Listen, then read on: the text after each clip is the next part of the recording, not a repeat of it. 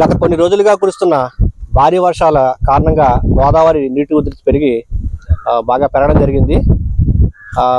దాని నిమిత్తం ఈ దేవీపట్నం మండలం గండిపోచమ్మ గుడి దగ్గర టెంపుల్ కూడా మునిగిపోవడం జరిగింది.